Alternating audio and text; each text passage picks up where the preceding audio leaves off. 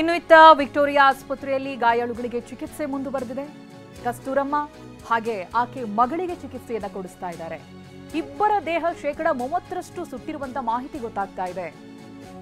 But out of danger ಅಂತ ವೈದ್ಯರು ಹೇಳ್ತಾ ಇದ್ದಾರೆ. ಇಬ್ಬರ ಪರಿಸ್ಥಿತಿನೂ ಕೂಡ ಗಂಭೀರವಾಗಿದೆ. ಬಟ್ ಔಟ್ ಆಫ್ ಡೇಂಜರ್, ಜೀವಕ್ಕೇನು ಅಪಾಯ ಇಲ್ಲ ಅಂತ TV9ಗೆ ಕಸ್ತೂರಮ್ಮನ ಸಂಬಂಧಿ ಕಸ್ತೂರಿ ಅಂತ ಅವರು ಹೇಳಿಕೆಯನ್ನ ಕೊಟ್ಟಿದ್ದಾರೆ. ವಿಕ್ಟೋರಿಯಾ ಆಸ್ಪತ್ರೆಯಲ್ಲಿ ಇದೀಗ ಇವರುಗಳಿಗೆ ಚಿಕಿತ್ಸೆಯನ್ನ ಕೊಡಿಸಲಾಗ್ತಾ ಇದೆ.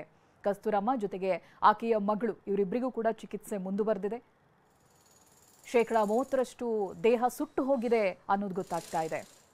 ಬಟ್ ವೈದ್ಯರು ಕೊಡ್ತಾ ಇರುವಂತಹ ಮಾಹಿತಿ ಅಂತ ಹೇಳಿದ್ರೆ ಹೌದು, ಇಬ್ಬರ ಪರಿಸ್ಥಿತಿನೂ ಕೂಡ ಗಂಭೀರವಾಗಿದೆ, ಬಟ್ ಔಟ್ ಆಫ್ ಡೇಂಜರ್ ಅನ್ನೋದಾಗಿ ಹೇಳ್ತಾ ಇದ್ದಾರಂತೆ. ಕಸ್ತೂರಮ್ಮನ ಸಂಬಂಧಿ ಈ ಬಗ್ಗೆ TV9 ಜೊತೆ ಮಾತನಾಡಿದ್ದಾರೆ. ನೋಡಿ, ಸ್ಫೋಟದ ತೀವ್ರತೆ ಎಷ್ಟರ ಮಟ್ಟಿಗಿದೆ ಅಂತ.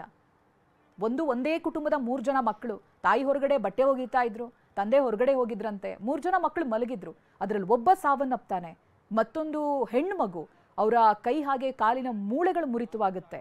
ಇನ್ನೊಬ್ಬ ಬಾಲಕ ಬಚಾವಾಗಿದ್ದಾನೆ. ಆತನೇ TV9 ಜೊತೆ ಮಾತನಾಡ್ತಾ ಮಾಹಿತಿಯನ್ನ ಕೂಡ ಕೊಟ್ಟಿದ್ದಾರೆ.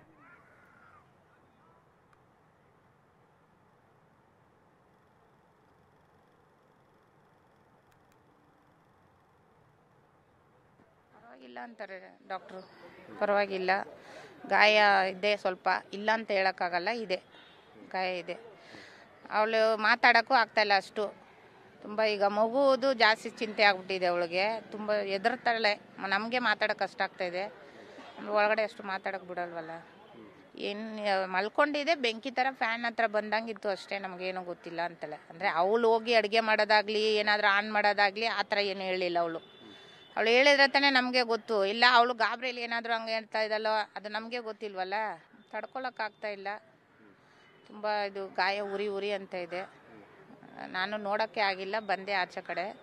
ಈಗೇನು ಜನರಲ್ ವಾರ್ಡಾಗೆ ಹಾಕಿದ್ದಾರೆ ಅಂತ ಹೇಳಿದರು. ಇದೆಲ್ಲ ಮಾಡಿಬಿಟ್ಟು ನೋಡೋಕೆ ಅಷ್ಟು ಧೈರ್ಯ ಇಲ್ವಲ್ಲ. ಅದು ಕೈ ಕಾಲಲ್ಲಿ ತುಂಬ ಇದೆ ಏಟು, ಮುಖಕ್ಕೆ ಸ್ವಲ್ಪ ಎಲ್ಲ ಅದು ಚರ್ಮ ಇದಾಗ್ಬಿಟ್ಟಿದೆ.